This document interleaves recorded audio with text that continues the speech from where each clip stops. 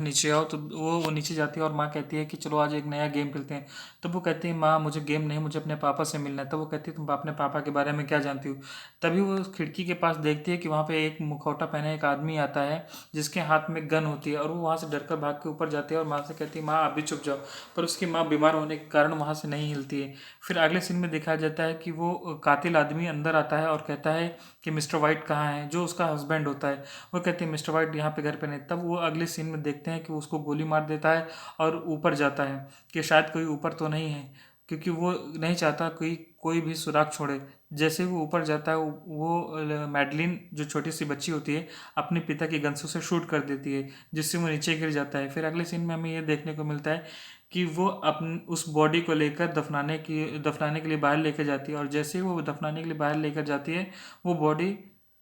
जिंदा हो जाती है, जिससे वो काफ़ी डर जाती है और भागने लगती है। और भागते भागते वो बर्फ़ में एक जगह धंस जाती है, जिससे वो बर्फ़ के नीचे पानी में नीचे चली जाती है। फिर अगले सीन में हमें दिखाया जाता है वही मैथलीड नाम की लड़की काफ़ी बड़ी हो जाती है। वो वहाँ से कैसे बचती है वो आगे सीन में हम बताएंगे। फिर यहाँ पे वो जेम्स बॉन्ड आता है और उससे किस करता है, और वो कहता है कि वो थोड़ा इंपॉर्टेंट काम से बाहर जा रहा है। फिर वो उसे किस करके बताता है कि वो जा कहाँ रहा है। कहता है कि वो वेस्पर की कब्र पे जा रहा है, कुछ उसे वहाँ पे कन्फेस करना है। फिर हमें दिखाया जाता है कि वो वेस्पर की कब्र उसे मालूम नहीं होती। फिर वो एक लड़के की मदद से वेस्पर की कब्र में जाता है, जहाँ पर वो कब्र में पहुंचकर उसे वो माफ़ी मांगता है, और वहीं पे उसे एक शक होता है कि नीचे एक कार्ड मिलता है जो जिस कार्ड में स्पेक्टर का निशान बना होता है, और उससे वहीं पे बम ब्लास्ट हो जाता है, जिससे वो काफ़ी देर तक सन्न हो जाता है और मेडलिन को फ़ोन करता है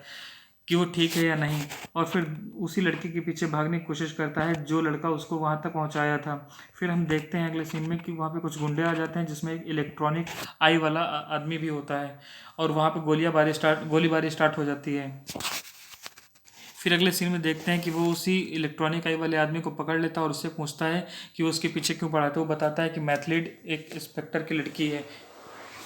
जिससे वो कंफ्यूज हो जाता है और सोचता है कि ऐसे कैसे हो सकता है। फिर वो अगले सीन में दिखाया जाता है कि वो मैथलेट के पास जाता है, जहाँ वो उसे काफ़ी चिल्लाता और डांटता है कि उसने ये बात किसको बताई कि वो यहाँ पे है, किसको उसने खबर दी, क्यों वो चाहती है कि वो किसी को पता चले। फिर अगले सीन में हमें दिखाया जाता है कि वो गुस्से से अपनी वाइफ को लेकर वहाँ से निकल जाता है, और रास्ते में जैसे निकलता है तो वहाँ पे फिर से उसके पीछे गुंडे पड़ जाते हैं। जहाँ पे आगे दिखाया जाता है उसकी गाड़ी को चारों तरफ से गुंडे घेर लेते हैं और गोलीबारी करने लगती हैं, लेकिन गाड़ी बुलेट प्रूफ होने की वजह से वो दोनों बचे रहते हैं। फिर मैथलीट के पास में वो इलेक्ट्रॉनिक आई वाला गुंडा आता है और वहाँ पे शूट करने लगता है, जिससे मैथलीट बहुत डर जाती है। और फिर वो जेम्स से कहती है जेम्स मैं बेकसूर हूँ, मैंने कभी किसी को तुम्हारी कोई खबर नहीं दी, प्लीज़ मेरी बातों का यकीन करो। लेकिन जेम्स उसकी बातों पर यकीन नहीं करता है, वो उस पर चीखती चिल्लाती है। फिर अंत में वो उस पर यकीन कर ही लेता है और फिर वहाँ से निकल जाता है, और निकलते ही सीधा वो रेलवे स्टेशन जाता है, जहाँ पे वो मैथलीट को ट्रेन में बैठा देता है और उससे कहता है कि तुम ही ने,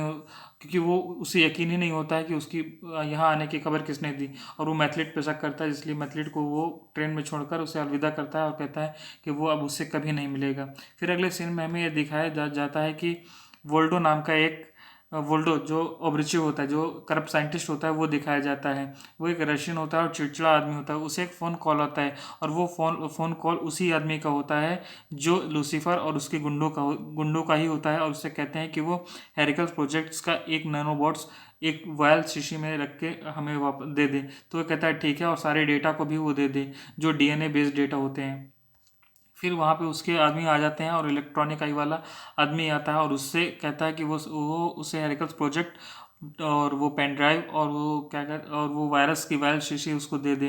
तब वो कहता है कि नहीं, उसे इस चीज़ को हैंडल करने के लिए दो आदमी की ज़रूरत पड़ती है। फिर वो अपने साथी को लेकर वो एक्टिवेटेड फॉर्म में उस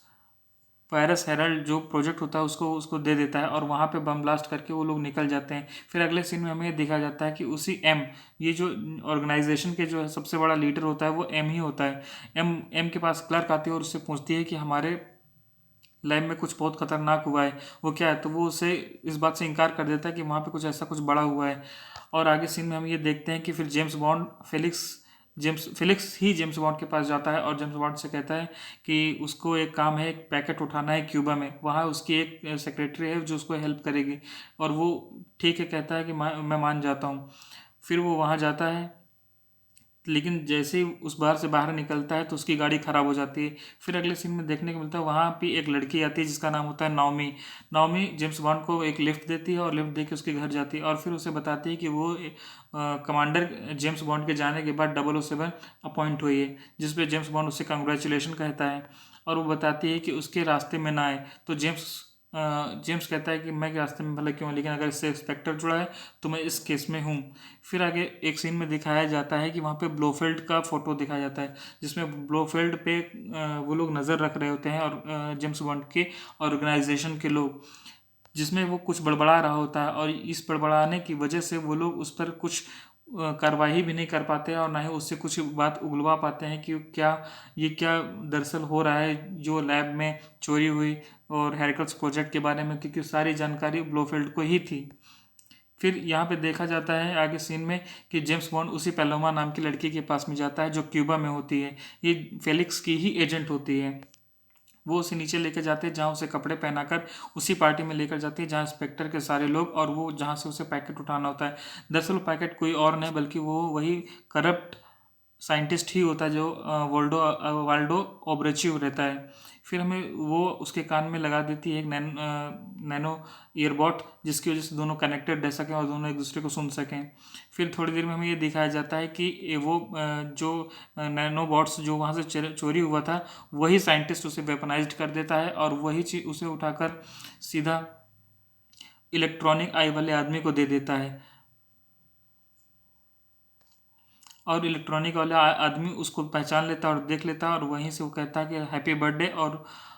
मैं आपको तुम्हें जेम्स बॉन्ड को एक गिफ्ट देना चाहता हूँ और बटन दबा देता है, जिससे वो वायरस लीक हो जाता है और सारे इंस्पेक्टर के लोग जो वहाँ पे मौजूद होते हैं सारे एक एक करके मरने लगते हैं और ऑन द स्पॉट वहाँ पे डेथ होने स्टार्ट हो जाती है सभी इंस्पेक्टर। ये देखकर ओब्रिची जो साइंटिस्ट होता है वो बहुत खुश होता है कि उसने जो भी बदलाव किए थे नैनोबॉट्स में वो काम कर रहे हैं और इस बात से वो खुश हो जाता है। लेकिन वहाँ पे सारे इंस्पेक्टर के लोग मर रहे होते हैं और जेम्स और उसके साथ में पैलोमा नाम की जो लड़की होती है वो दोनों हैरान हो जाती है। फिर इधर ही वो दोनों प्लान बनाते हैं कि ओब्रिचो को पकड़कर उसको वहाँ ले जाके पूछताछ करनी पड़ेगी। फिर वो इस प्लान को एग्जीक्यूट करते हैं और ओब्रिचो से वो पेन ड्राइव भी ले लेते हैं जिसमें सारा डेटाबेस और डीएनए रहता है। फिर ओब्रिचो को पकड़कर वो लोग ले जाते हैं और एक प्राइवेट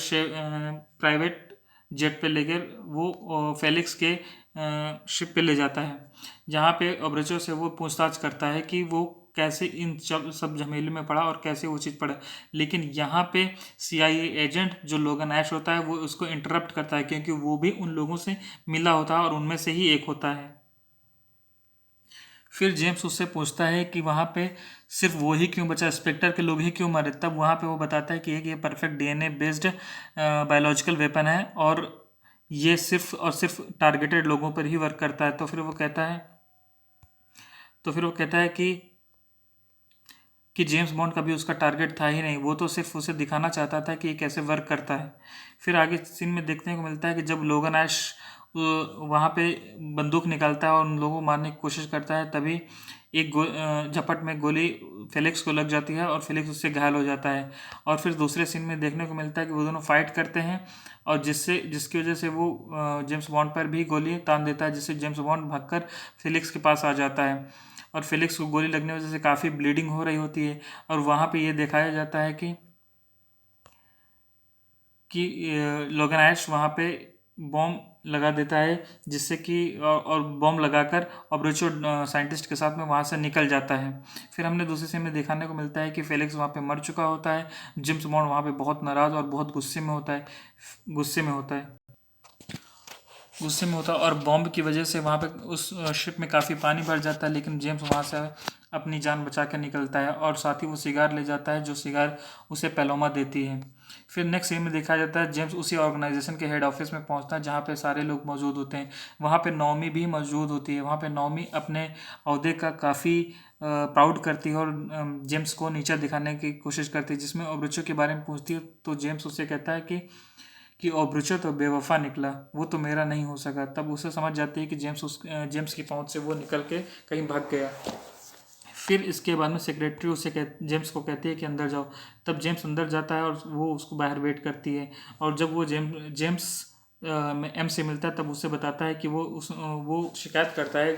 कि एम ने क्यों हेरिकल प्रोजेक्ट को जारी रखा, क्यों ये इंस्पेक्टर के साथ में मिला है। वो चाहता है कि वो बेलमास्ट जाके ब्लोफेल्ड से मिलना चाहता है, लेकिन इस पे एम मना करता है कि तुम वहाँ नहीं जाओगे, उससे कोई नहीं मिल सकता। जिस पर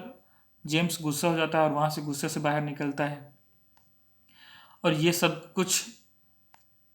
वो सेक्रेटरी देख लेती है, और वो सेक्रेटरी सोचती है कि इसमें कहीं ना कुछ गड़बड़ है जो एम सबसे छुपा रहे हैं। फिर सेक्रेटरी जेम्स को डिनर के लिए इनवाइट करती है और क्योंकि यहाँ लेकर जाती है। जब फिर क्योंकि यहाँ लेकर जाती है तो फिर क्यों को वो एक पेन ड्राइव देता है जो उसी साइंटिस्ट से उन लोगों ने चुराई हो, मतलब छीनी होती है, और उससे पूछता है कि इसमें क्या क्या है। फिर इसके बाद में थोड़ी देर बाद देखते हैं कि क्यों उस पेन ड्राइव को स्कैन करता है, फिर आगे उसमें काफ़ी सारा डेटाबेस निकलता है जिसमें पता चलता है कि काफ़ी लोगों के डीएनए हैं, जो इस डीएनए से कनेक्ट करके ही नैनोबॉट्स पे अबरिचो ने कुछ मॉडिफिकेशन किए थे, जिसकी वजह से वो एक वेपन के तरीके इस्तेमाल कर रहा है। फिर आगे सीन में ये दिखाया जाता है कि ये कहीं ना कहीं स्पेक्टर से भी रिलेटेड है, और जो स्पेक्टर का एक ही आदमी अभी भी जिंदा होता है उसका नाम होता है ब्लोफील्ड। इससे वो क्यों से कहता है कि वो किसी भी तरह के उसे बेलमाश जाने के लिए कोई बंदोबस्त करे ताकि वो स्पेक्टर से मिल सके, यानी कि ब्लोफील्ड से मिल सके। फिर नेक्स्ट सीन में हमें दिखाया जाता है कि अब जो मैथलीड होती है वो एक साइकेट्रिस्ट होती है, और वो जब साइकेट्रिस्ट अपने क्लिनिक से घर वापस आती है तो उसे वही आदमी मिलता है जो उसके माँ बाप को उसने मारा होता है। फिर वो आदमी उसको अपना मुखौटा दिखाता है, जिससे वो पता चल जाता है कि हाँ वो वही आदमी है। फिर वो उससे कहता है कि तुम्हारे पास अभी भी बहुत सारा कुछ खोने को है अगर तुम मेरी बात नहीं मानोगी। वो उससे कहता है कि उसे एक काम करना होगा, ये सीसी है, इस सीसी में वही वायरस है जो अपने हाथों में लगा कर जाएगी। हालांकि ये सीसी में वायरस सिर्फ डीएनए बेस्ड काम करता है, इसलिए एथलीट को कोई भी नुकसान नहीं पहुंचेगा, सिर्फ इससे ब्लोफील्ड ही मरेगा। लेकिन वो इस बात के लिए इनकार करती है, फिर भी वो उसको कहता है कि अगर वो ऐसा नहीं करेगी तो उसे इसका अंजाम भुगतना पड़ेगा। फिर मजबूरी में वो इस चीज़ के लिए हामी भर देती है और वो शीशी लेकर जाती है। इधर जेम्स बॉन्ड और सारे लोग बैठकर ये सोच रहे होते हैं कि हमें इस उलझन से कैसे सुलझना है। फिर आगे देखने को मिलता है कि मैथलीड वहीं वेलमार्श में जाती है उसी सीसी के साथ में, और अपने हाथों में वही वायरस लगा लेती है। आगे सीन में दिखाया जाता है जैसे जेम्स बॉन्ड उससे हाथ मिलाता है तो वो उसे हाथ नहीं मिलाती है, क्योंकि वो जानती है कि उसके हाथ में वायरस है और जेम्स का अपना आपा उसके सामने खो देगा, और उसको जैसे ही छुएगा वो वहाँ पे ब्लोफेल्ड की मौत हो जाएगी। फिर आगे सीन में दिखाया जाता है कि उसे थोड़ा सा अजीब सा लगता है, और जिससे जेम्स उसका हाथ पकड़ लेता है, जिसके से उसके पास हाथ में वायरस आ जाता है, जिससे दोनों ही बहुत घबरा जाते हैं और सोचते हैं कि ऐसा क्या हो गया कि मैथलीड उससे हाथ झटक रही है। फिर आगे सीन में दिखाया जाता है कि क्यों उन सारे डेटाबेस को पकड़कर समझ जाता है, और उस इलेक्ट्रॉनिक आई के जरिए लोगन ऐश का भी पता लगा लेता है। यहाँ पे जैसे ही उसका पता लगता है वो सीधा जो नया 007 नियुक्त होता है, अपॉइंट होता है, उसको सीधा खबर करता है। इधर जेम्स बॉन्ड ब्लोफील्ड से बहुत ही अच्छी कन्वर्सेशन कर रहा होता है, बहुत अच्छी डायलॉग्स के साथ में सारी कहानी का मुख्य पार्ट सिर्फ इसी कन्वर्सेशन में ही मिलता है। अगर आप पूरी मूवी देखें और इस पार्ट को स्किप कर दें तो ये पार्ट आपको कभी समझ में ही नहीं आएगा। तो इसमें जब वो उसके पास जाता है ब्लोफील्ड के पास में जेम्स, तो उसे कहता है कि वो उसे बचा लेगा, सारे इंस्पेक्टर के लोग यानी कि उसके लोग सारे मर चुके हैं, और अगर वो उसका साथ नहीं देगा, उसे वो चीज़ नहीं बताएगा, तो वो कभी भी बच नहीं पाएगा, उसे भी एक ना एक दिन मरना ही होगा। तो फिर वो कहता है कि ओ माई एवेंजिंग एंजल, मेरे सर्द की बेअसर दवा, शुक्र है तुम सवाल पूछ रहे हो, लेकिन तुम गलत सवाल पूछ रहे हो। इसमें जेम्स कहता है कि मैं इसमें कोई भी गलत सवाल नहीं पूछ रहा हूँ, तुम मुझे ये बताओ तो मैं तुम्हें बचा सकूँ। तो वो कहता है कि मैं सिर्फ तुम्हें खोखली दुनिया देना चाहता हूँ, जैसे कि मैं इस खोखली दुनिया में जी रहा हूँ। और वो बताता है कि ये सवाल वो अपनी मैडलिन से क्यों नहीं पूछता है, वो तो सारे सवालों का जवाब जानती है। तो फिर वो गुस्सा हो जाता है और बताता है कि उसी ने विस्पर की कब्र पे बॉम्ब रखवाया था, और वो सोचता है कि उसने कैसे रखवाया, तो वो बताता है कि वो अपनी इलेक्ट्रॉनिक आई के ज़रिए सबसे बात कर लेता था, और वो इलेक्ट्रॉनिक आई ही जो क्यू के पास होती है, जिससे वो सारे के सारे डेटा निकाल लेता है।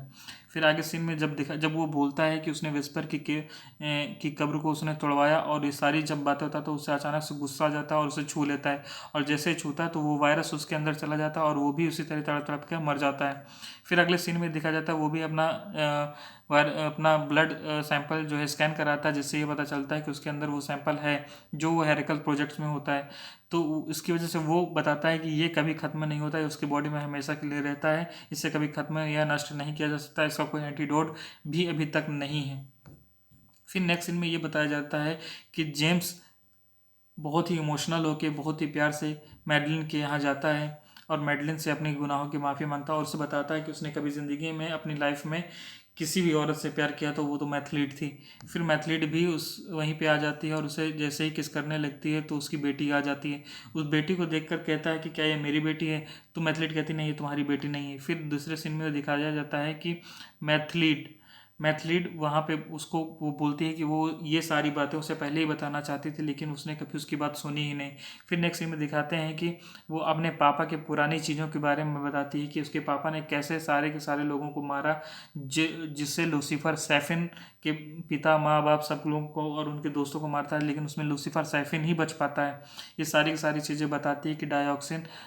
एक आइलैंड है जो जापान और रशिया के बीच में उस वर्ल्ड वार 2 के दौरान वहीं पे उन्होंने खाने में डायोक्सिन मिला के उनके सभी लोगों को मार दिया था, जिसकी वजह से वो बदला लेने उससे आया था और आज भी उससे वो बदला लेना चाहता है। तो इस पे जेम्स कहता है कि उसकी कुछ तस्वीरें देखता है और उसमें देख के बोलता है कि इसमें जब वो लूसीफर साइफिन छोटा था तब उसकी फ़ोटो थी और ये फ़ोटो वो फ़ोन करके उन अपने ऑर्गेनाइजेशन में बताता है और कहता है कि सारी लोकेशन और उसके बारे में सारी जानकारी दी जाए। फिर इसके अंदर देखते हैं कि वहीं पे सैफिन के ठिकाने का पता लगा लेता है एम और बताता है कि वो आइलैंड एग्जैक्टली है कहाँ पे और कैसे बना वर्ल्ड वार 2 के दौरान पे। फिर नेक्स्ट स्टेप में हम ये देखते हैं कि जब वो जेम्स उससे चॉपर और कुछ गैजेट्स की डिमांड करता है तब उसको पता चलता है कि उसके पास ही लोगन ऐश आ रहा है और लोगन ऐश का पीछा करते हुए नॉमी अभी आ रही है। तब वो समझ जाता है कि अब वो खतरे में है और उसका परिवार भी खतरे में है। फिर वो वहाँ से अपने बच्चों को और उस मैथलीट को लेकर गाड़ी से निकल जाते हैं और जैसे निकलते हैं तो रास्ते में 2 कार उन्हें जाते हुए दिखाई दी। वो समझ जाते हैं कि वो समय से ही निकल गए हैं, लेकिन थोड़ी देर बाद जब वहाँ से वो कार वापस आती हैं और उन दोनों का पीछा करती हैं तो वो दोनों घबरा जाते हैं और घबरा के वो सीधा एक जंगल में जाते हैं जहाँ एक छोटी सी कुटिया में उन दोनों को छिपाकर उन्हें एक गोली दे देता है जेम्स, जिससे कहता है कि जब भी कोई इस दरवाजे से आए तो उसे तुम गोली मार देना। फिर नेक्स्ट सीन में हमें दिखाया जाता है कि लोगन ऐश वहाँ पे लटका होता है पेड़ के तने के पास में और उसे जेम्स मार देता है। फिर नेक्स्ट सीन में हमें देखने को मिलता है कि हेलीकॉप्टर से लूसीफर सैफिन उस मैथलीड और मैथिल्डे को यानी उसकी बेटी को लेकर वहाँ से चला जाता है और फिर वो पैदल ही आने लगता है। और जब वो पैदल देखता है और तो वहाँ पे नौमी भी आ जाती है और नौमी बताती है कि तुम्हारे क्लू से मैं यहाँ तक पहुँची हूँ, तो चलो अब पता चल गया है कि वो कहाँ पे रहते हैं और वो आइलैंड कहाँ पे है। फिर वो लोग आइलैंड पे जाते हैं, लेकिन आइलैंड पे जाने से पहले क्यों उन्हें कुछ गैजेट्स देता है, जैसे कि वो वॉच। अब यहाँ पे देखा जाता है कि सैफिन अपने अड्डे में पहुंच गया होता है, यानी कि उसी आइलैंड में पहुंच गया होता है मैथलीट के साथ में और उसकी बच्ची के साथ में। और वहाँ पे वो ही करप्ट वोल्डो साइंटिस्ट भी मौजूद रहता है जिसको वोल्डो ओब्रेचिव भी मौजूद रहता है और वो उससे एक डीएनए बेस्ड बनवा लेता है जो कि इस बार उस बच्ची के बाल से मतलब कि बनता है, एक वायरस बना लेता है ताकि वो उस बच्ची को कभी भी वो ख़त्म कर सके। जिसपे मैथलीट बहुत ही नाराज़ होती है और उससे कहती है कि मेरी बच्ची से दूर हो, लेकिन वो उसकी बच्ची को ले लेता है और आगे जाके वो अपने फूलों के बारे में उसे बताने लगता है, लेकिन मैथलीट उसे मना करती है कि किसी भी चीज़ को वो टच ना करे। और वो बच्ची काफ़ी सहमी सी हुई होती है और सैफिन उसको लेकर टहल रहा होता है। तभी देखते हैं कि जेम्स बॉन्ड एक प्राइवेट जेट पे 007 के साथ में यानी नौमी के साथ में जो नई नई अपॉइंटमेंट होती है उसके साथ में वहाँ आता है और चुपके से एम की मदद से वो वहीं उसी टनल पे जाता है जहाँ पे पहले वर्ल्ड वार के दौरान लोग जाते थे। फिर नेक्स्ट सीन में हमें देखा जाता है कि एम उनकी हर हर स्टेप पे क्यों उनकी मदद कर रहा होता है। फिर वो देखते हैं कि वहाँ पे बहुत बड़ा प्लांट होता है जहाँ पे फार्म जैसे मुर्गी फार्म होता है, उसी तरीके से इन लोगों ने भी नैनोबॉट्स यानी कि डीएनए बेस्ड हेरिकल प्रोजेक्ट्स का फॉर्म बना रखा था जो एक फूल से बनाया जाता था और वो फूल ऐसा था कि जिसको कोई खा ले या उसके शरीर में चला जाए तो अचानक से ही हार्ट स्टॉप हो जाती है और फफूंदे पड़ जाते हैं। फिर हमें ये देखने को मिलता है कि वो दोनों इस चीज़ से डर जाते हैं और देखते हैं कि ये तो एक मिसाइल लॉन्च का अड्डा है जहाँ पे पूरा वर्ल्ड वार 2 के दौरान भी इवैक्यूएट हो गया था और वहाँ पे अब सिर्फ और सिर्फ राज कर रहा है तो सिर्फ लूसीफर सैफिन ही कर रहा है, जो लूसीफर सैफिन ही कर रहा है। पहले ये आइलैंड स्पेक्टर के अंडर में था, स्पेक्टर से ब्लोफील्ड ने लिया, ब्लोफील्ड से सैफिन ने इस चीज़ को ले लिया है। उनको सारा खेल समझ में आने लगता है, तभी वो उनको ऑब्जेक्टिव साइंटिस्ट मिलता है और वो देखते हैं कि यहाँ पे तो सारे बिल्कुल अंडे के ट्रे के तरीके वो सारे के सारे डीएनए बेस्ड हेरिकल्स प्रोजेक्ट के एक एक नैनोबॉट्स रखे हुए हैं, जिससे वो समझ जाते हैं कि ये बहुत ही बड़ा खेल होने वाला है यहाँ पे, जो पूरी दुनिया को ही ख़त्म कर देने के चाहते हैं। फिर वहाँ पे ऑब्रिचो को वो लोग सरेंडर करते हैं और सरेंडर करने के बाद में वहीं पे वो जेम्स बॉन्ड वहाँ पे उस लैब को ही उड़ाने का कोशिश करता है और वहाँ पे सारी जगह बम फिट कर देता है। और फिर नेक्स्ट स्टेप में हम ये देखते हैं कि एक वो दोनों एक बड़ी फॉर्म के देखते हैं जिसमें बहुत सारे लोग काम कर रहे होते हैं, जिसमें ट्यूबलाइट्स के ज़रिए सारे के सारे